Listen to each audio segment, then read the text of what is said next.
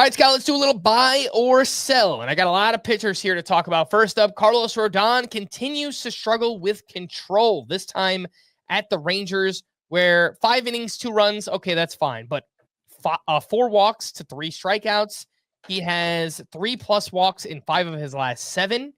And over his last 11 starts, 4.50 ERA, 132 whip, 4.4 walks per 9.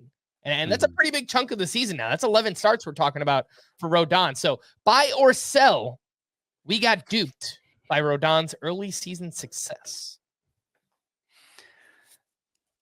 I think I'm going to sell this for the most part. I'm looking back at the game log now. He was struggling with walks early in the season too. April actually wasn't that good for him. He went on a heater in May and June. Yeah. So to the extent I'd buy it, it's that, he's basically an ace in fantasy. I'm buying the idea that he duped us to the extent that we were saying, oh, he's an ace, he's a top 20 pitcher in fantasy, whatever. He's probably not that. He's probably closer to where we ranked him to begin the season, but I'm still not that interested in sitting him. Still getting a ton of strikeouts. I think the walks is going to be a short-term issue. Not that control won't remain a problem for Rodon, but to the extent we've seen recently, that's not going to continue. All right, next up, Ranger Suarez had a rough outing against the Orioles. 6 1/3 innings, 5 runs allowed, 3 walks, 0 strikeouts. He had 6 whiffs on 95 pitches. His velocity down again. This is now 4 starts in a row where the velocity is down. And during that stretch, it's a 5.79 ERA, a 1.46 whip. A lot of that damage did come in this game. But buy or sell, Scott, that this velo dip is concerning for Ranger Suarez.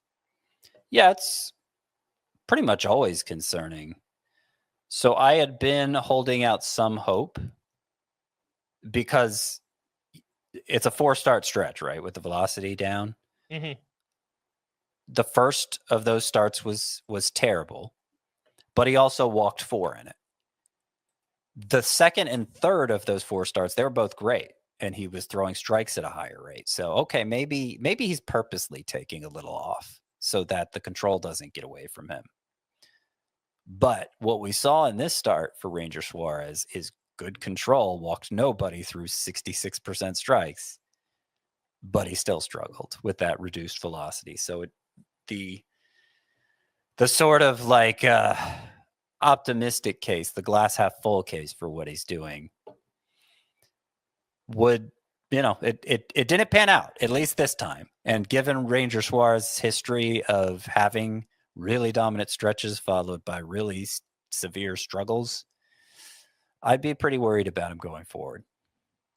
All right, next up, we had another clunker from Jack Flaherty, this one against the Twins. And my gosh, Scott, I mean, the way you feel about Sonny Gray, I think that's how I feel about Jack Flaherty this year, because trying to figure him out, you can't. You just can't, because the last 2 starts before this, it's like 6 innings, 1 run, 6 shutout innings at the Phillies, right?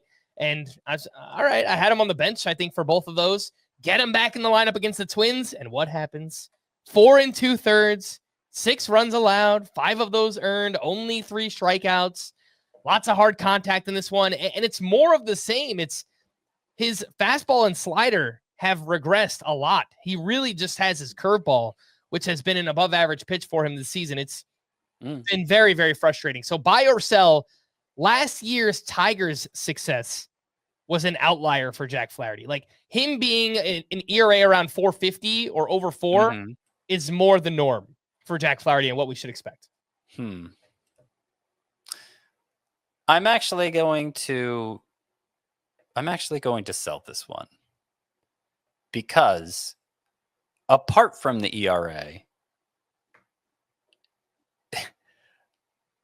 everything else that he gained from last year is kind of still there. Like, it's still a much better swinging strike rate than his last few years in St. Louis and that half year in Baltimore. It's still a much, much better K rate. Like, they have tapped into something here for Flaherty that's more than just a 1-year phenomenon. Now, maybe you're right that it's mostly just the curveball, and there's not enough else going on there. Sort of like we were saying with Strider and the slider. But even so, that like at least there's something to work with for Flaherty. And as frustrating as it was, this performance against a bad Twins lineup where you thought Flaherty'd come through. Previous 5 starts, 2.73 ERA, 12K per 9. Like, you've been on a nice run.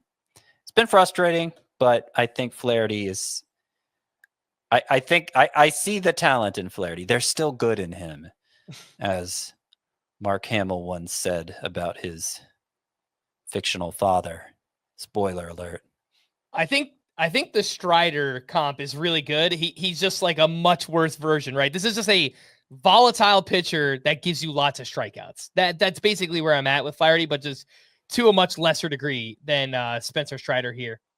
Just the walks being up, the hard contact up, the barrel rate, home runs. It's just a recipe for disaster. So look, I know people are going to see 2 starts in the schedule next week at the White Sox, at the Twins, and you might be right to get him in there for that one. I'm going to be more cautious about it. I'm going to be very pick and choosy about where I play him. If I need to protect the Twins and the White Sox, you said? Yeah, I can't trust the pitcher, Scott. It's not like I don't care what the matchups are. This is more of about how much can you trust any pitcher? I don't know. That you could pick up and start instead. Like if you're ranking 2-star pitchers, as I have the privilege of doing every week, you're going to pick some waiver guy with good matchups over Jack Flaherty? Like, do you think that's more trustworthy? I mean, it's going to depend on the pitcher. I don't know. We'll talk about it more tomorrow. We'll see like what that list of pitchers looks like, and I guess I'll put it actually to the test here. But yeah, like I said, I think I have a head-to-head playoffs starting next week. Do I really want to risk it with like Flaherty? In a head-to-head league? Absolutely. I guess, but it's a little scarier in Roto. But if you're trying to protect ratios, I mean, that's a little bit. I don't know. Yeah, but it's scarier in leagues where you have to protect ratios. Head-to-head, I assume you meant head-to-head points. Did you mean categories? He makes me want to rip my hair out. Gosh, yeah. Jack Flaherty. All right, well, we'll see. We'll talk more about it tomorrow. Shane Baz remains an enigma, this time at the Angels. 4 innings, 4 runs allowed. Did have 9 strikeouts to 2 walks, but, I mean, gave up more hard contact in this one. Velocity was up, but didn't really matter, obviously. Lots of hard contact against. I just mentioned that with him. 4 starts in the second half, a 9.50 ERA, a 1.89 whip. Scott, buy or sell that Shane Baz is a drop. Now this is a pitcher that is like, he's frustrated me. He is shaping up to be my next Sonny Gray, which, by the way, that's been a frustration that spanned my entire career and his, because my career outlasts his. But that the Jack Flaherty thing is not a good comparison because it's year after year after year with Sonny Gray. And so maybe Baz is shaping up to be the same way. I don't know. But the ERA is approaching 5 now. The trick of adding a cutter, which worked at first, seemed to work at first, that trick seems to have worn off. 3 of his last 4 starts have been terrible. I don't think you need to use Baz. They're still good in him too, but I don't think he's figured it out yet. Mm-hmm. Yeah, he's 49% started. I don't think there's any way you could start him right now. And if you play in one of those shallow leagues where an Edward Cabrera or Ryan Nelson or Trevor Rogers is still out there, I would make that swap. I would drop Shane Baz for any of those names. I realize it's not many leagues that those 3 are available, but yeah, I would take those 3 over Shane Baz. Trevor Rogers, another quality start this one at the Phillies. 6 innings, 1 run, 6 strikeouts to 2 walks here, and he has turned in 6 straight quality starts. He's allowed 2 earned runs or fewer in 9 of 10 outings. Buy or sell, Trevor Rogers is a must-start pitcher. Right now, I think you have to buy it. I mean, his last 2 starts were against the Cubs and Phillies, and he dominated both of them, or at least pitched really well in the case of this start against the Phillies. So earlier you could look at the game log and say, yeah, but what happens when he phases a real lineup? Well, we know the answer. He just continues to succeed. So I think the last time we talked about Trevor Rogers, Chris made the point that the skill level may not be high enough for him to remain a plus fantasy option when he isn't pitching impeccably, which it seems like he is right now. Like it's sort of like we say for Ranger Suarez. Like the reason he goes on those runs is because he's just pitching flawlessly, but the skill level isn't enough to make up for pitching less than flawlessly, you know. And Trevor Rogers might be the same way, but right now he's got it going on, so I think he's must start.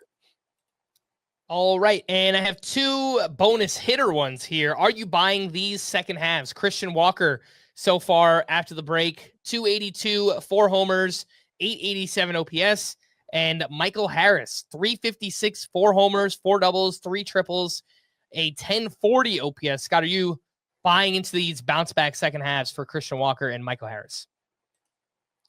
Yes, I'm buying into both of them. I don't find them surprising. A little more surprising in Walker's case because he's 10 years older than Harris. And so there was some fear that maybe he had just aged out of usefulness.